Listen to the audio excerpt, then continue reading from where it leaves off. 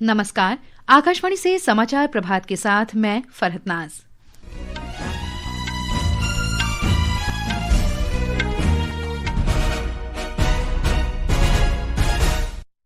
प्रधानमंत्री नरेंद्र मोदी ने कहा, आर्थिक समीक्षा से पता चलता है कि वैश्विक चुनौतियों के बावजूद भारत की रिफॉर्म एक्सप्रेस तेजी से सही दिशा में आगे बढ़ रही है। भारत वैश्विक नवाचार सूचकांक में 2019 में 66वें स्थान की तुलना में 2025 में 38वें स्थान पर आया। विश्व बैंक के अध्यक्ष अजय बंगा को विश्वास, भारत आर्थिक समीक्षा में प्रस्तावित वृद्धि दर हासिल करने में सक्षम। दिल्ली सरकार ने राष्ट्रीय राजधानी के ट्रांस यमुना क्षेत्र के तेज विकास के लिए 728 करोड़ रुपए की योजनाओं को स्वीकृति दी।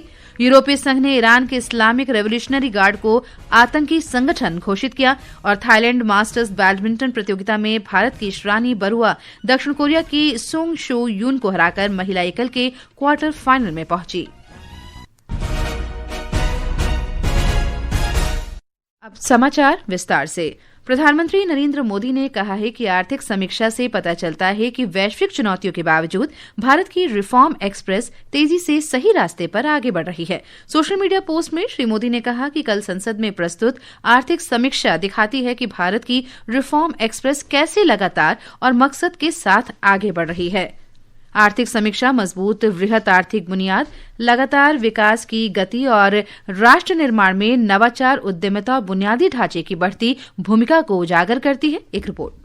आर्थिक समीक्षा समावेशी विकास के महत्व पर बल देती है, जिसमें किसानों, सूक्ष्म लघु मध्यम उद्यमों, युवाओं के रोजगार और सामाजिक कल्याण पर विशेष ध्यान दिया गया है। डिजिटल सेवाओं का विस्तार, स्टार्टअप कल्चर को बढ़ावा देना और बड़े पैमाने पर अवसंरचना परियोजनाएं आर्थिक बदलाव के मुख्य चालक के रूप में उभर रही हैं। समीक्षा में प्रस्तुत रूपरेखा का जिक्र करते हुए प्रधानमंत्री ने कहा कि ये विनिर्माण को मजबूत करने, उत्पादकता में सुधार करने और भारत को विकसित राष्ट्र बनने की दिशा में प्रगति को तेज करने के लिए स्पष्ट दिशा देती है। श्री मोदी ने औद्योगिक विकास, कौशल विकास और तकनीकी प्रगति का समर्थन करने वाले सुधारों के प्रति सरकार की प्रतिबद्धता दोहराई। उन्होंने कहा कि आर्थिक समीक्षा में दी गई जानकारी सूचित नीतियां बनाने और भारत के आर्थिक भविष्य में विश्वास बढ़ाने में महत्वपूर्ण भूमिका निभाएगी। प्रधानमंत्री ने जोर देकर कहा कि सरकार विकास की गति बनाए रखने और मजबूत अर्थव्यवस्था बनाने के लिए दृढ़ संकल्प के साथ काम करती रहेगी।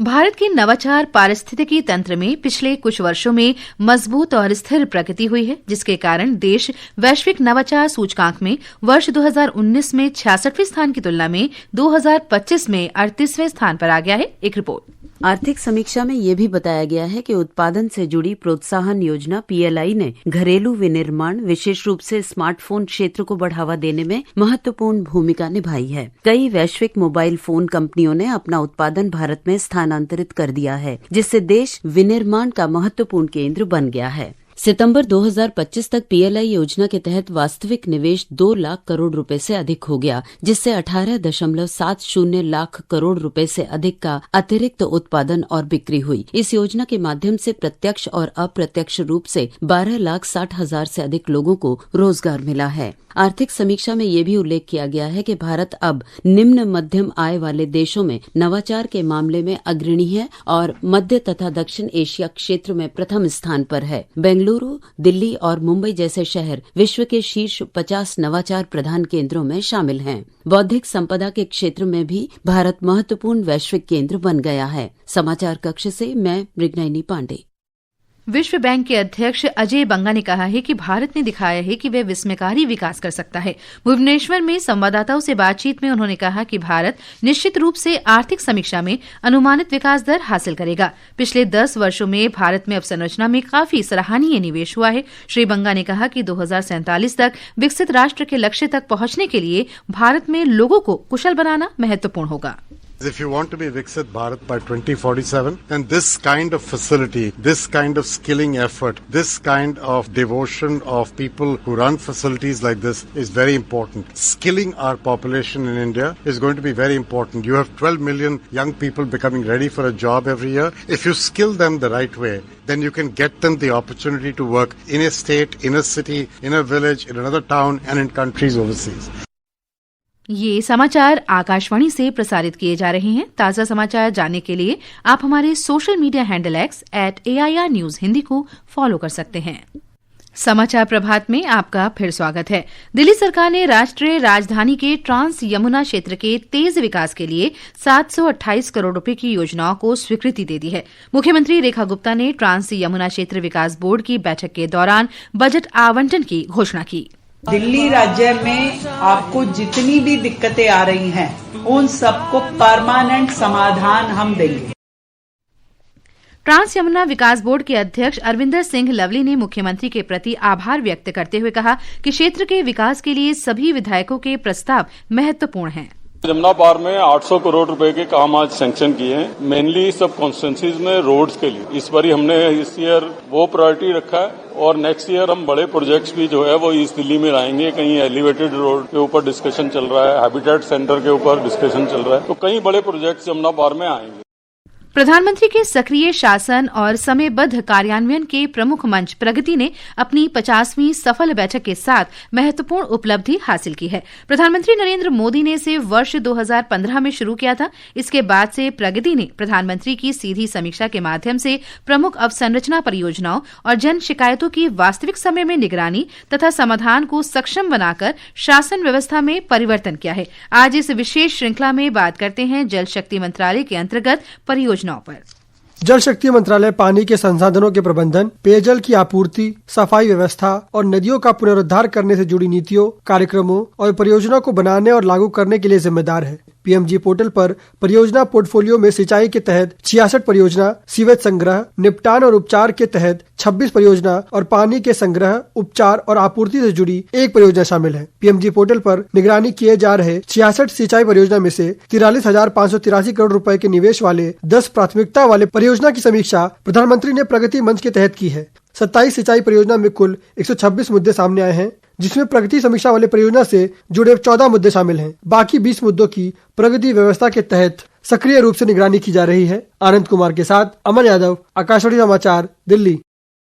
आज शहीद दिवस है। इस अवसर पर देश में राष्ट्रपिता महात्मा गांधी को उनकी 78वीं पुण्यतिथि पर श्रद्धांजलि अर्पित की जा रही है। आज नई दिल्ली के राजघाट स्थित गांधी समाधि पर सर्वधर्म प्रार्थना का आयोजन किया जा रहा है। इस कार्यक्रम के मद्देनजर आज मध्य दिल्ली के कुछ हिस्सों में सुबह 9 बजे से दोपहर 12 बजे के बीच यातायात प्रतिबंध और मार्ग परिवर्तित रहेंगे। यूरोपीय संघ ने आर्थिक तंगी और शासन व्यवस्था के प्रति बढ़ते जन आक्रोश के कारण देशव्यापी प्रदर्शनों पर तेहरान की घातक कार्रवाई को देखते हुए रेवोल्यूशनरी गार्ड के शीर्ष कमांडरों सहित 15 ईरानी अधिकारियों पर प्रतिबंधों की घोषणा की है। इस दौरान 6 ईरानी संगठनों पर भी कार्रवाई की गई है। केंद्रीय गृहमंत्री अमित शाह असम के 2 दिन के दौरे पर कल डिब्रूगढ़ पहुंचे। एक रिपोर्ट। केंद्रीय गृह मंत्री अमित शाह डिब्रूगढ़ में असम विधानसभा के दूसरे परिसर, विधायक आवास और वन्यजीव स्वास्थ्य एवं अनुसंधान संस्था की आधारशिला रखेंगे। मंत्री डिब्रूगढ़ में 35,000 दर्शकों की क्षमता वाले अत्याधुनिक स्टेडियम के पहले चरण का उद्घाटन भी करेंगे और स्टेडियम के दूसरे चरण की आधारशिला भी रखेंगे। श्री शाह पड़ोसी जिले धेमाजी में 10वें मिसिंग युवा महोत्सव में भाग लेने के लिए रवाना होंगे। दिन में वे गुवाहाटी स्थित राज्य भाजपा मुख्यालय में पार्टी सदस्यों के साथ चर्चा करेंगे। अमीनुल हक जोगदार, आकाशवाणी समाचार, गुवाहाटी। इसके बाद गृहमंत्री कोलकाता जाएंगे। भारतीय जनता पार्टी के राष्ट्रीय अध्यक्ष नितिन नवीन आज से 2 दिन के गोवा दौरे पर रहेंगे। इस दौरान वे कई संगठनात्मक बैठकों की अध्यक्षता करेंगे और विभिन्न निर्वाचन क्षेत्रों में पार्टी के बूथ कार्यकर्ताओं से बातचीत करेंगे। भारत की ईशानी बरुआ दक्षिण कोरिया की सुंग शो यून को हराकर थाईलैंड मास्टर्स बैडमिंटन प्रतियोगिता में महिला एकल के क्वार्टर फाइनल में पहुंच गई हैं। बैंकॉक में भारतीय खिलाड़ी ने शानदार प्रदर्शन करते हुए सुंग को कड़े मुकाबले में 21-13, 14-21, 21-14 से पराजित किया। ये समाचार हमारी वेबसाइट www.newsonair.gov.in और हमारे news on AIR mobile app पर भी उपलब्ध हैं। और अब आज के समाचार पत्रों की सुर्खियों के साथ हैं नवीन सक्सेना। धन्यवाद फरहत। सर्वोच्च न्यायालय द्वारा यूजीसी के नए समता विनियम 2026 पर रोक लगाने की खबर आज सभी समाचारों की सुर्खी बनी है। अमर उजाला लिखता है यूजीसी के नए नियम विभाजनकारी, अस्पष्ट दुरुपयोग की भी आशंका, सुप्रीम कोर्ट की रोक। दैनिक जागरण ने आर्थिक सर्वेक्षण से जुड़ी खबर आंकड़ों सहित प्रकाशित की है। चुनौतियों के बावजूद दुनिया में सबसे तेज बनी रहेगी भारत की विकास दर। नवभारत टाइम्स सहित कई अखबारों ने बीटिंग रिट्रीट समारोह की तस्वीर साझा की है। पत्र लिखता है, देशभक्ति की धूम, सशस्त्र बलों की बैंड ने लोहा मोहा सबका मन। हिंदुस्तान ने चांदी की कीमत 4 लाख के पार पहुंचने की खबर दी है। पत्र लिखता है, चांदी 4 लाख के पार, सोना 12,000 रुपए चढ़ा। राजकीय सम्मान से अजित पवार का अंतिम संस्कार, बेटे ने दी मुखाग्नि। राजस्थान पत्रिका ने चित्र सहित ये खबर प्रकाशित की है। रेलवे ने समाप्त की 20 साल पुरानी परंपरा। रिटायरमेंट पर नहीं मिलेगा गोल्ड प्लेटेड चांदी का मेडल, देशबंधु की सुर्खी है। उत्तर भारत में ठिठुरन के बीच कल से फिर बारिश बर्फबारी के आसार। मौसम विभाग के अनुसार 30 से 40 किलोमीटर प्रति घंटे की रफ्तार से चलेंगी हवाएं, हिंदुस्तान की सुर्खी है।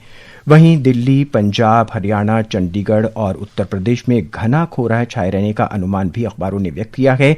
दिल्ली, पंजाब, हरियाणा और चंडीगढ़ के कुछ हिस्सों में दिन भर शीतलहर की संभावना भी रह सकती है, समाचार पत्रों में है। राजस्थान में भी घना कोहरा छाए रहने का अनुमान जताया गया है। वहीं जनसत्ता ने अपने संपादकीय पन्ने पर बेटी के जीवन और संरक्षण से जुड़ा लेख प्रकाशित किया है। शीर्षक है, बालिका सुरक्षा के समानांतर संघर्ष के मोर्चे। ये लेख दर्शाता है कि तमाम संघर्ष और बाधाओं को पार करने के बाद आगे चलकर कई बालिकाएं कैसे विभिन्न क्षेत्रों में शीर्ष पदों पर पहुंची, मगर इसके बावजूद उनकी सुरक्षा समाज के लिए चिंता का विषय है। बहुत बहुत धन्यवाद नवीन। और अंत में मुख्य समाचार एक बार फिर। प्रधानमंत्री नरेंद्र मोदी ने कहा, आर्थिक समीक्षा से पता चलता है कि वैश्विक चुनौतियों के बावजूद भारत की रिफॉर्म एक्सप्रेस तेजी से सही दिशा में आगे बढ़ रही है। भारत वैश्विक नवाचार सूचकांक में 2019 में 66वें स्थान की तुलना में 2025 में 38वें स्थान पर आया। विश्व बैंक के अध्यक्ष अजय बंगा को विश्वास, भारत आर्थिक समीक्षा में प्रस्तावित वृद्धि दर हासिल करने में सक्षम। दिल्ली सरकार ने राष्ट्रीय राजधानी के ट्रांस यमुना क्षेत्र के तेज विकास के लिए 728 करोड़ रुपए की योजनाओं को स्वीकृति दी। यूरोपीय संघ ने ईरान के इस्लामिक रेवोल्यूशनरी गार्ड को आतंकी संगठन घोषित किया। और खेलों में थाईलैंड मास्टर्स बैडमिंटन प्रतियोगिता में भारत की ईशानी बरुआ दक्षिण कोरिया की सुंग शो यून को हराकर महिला एकल के क्वार्टर फाइनल में पहुंची। इसके साथ ही समाचार प्रभात का ये अंक समाप्त हुआ। नमस्कार।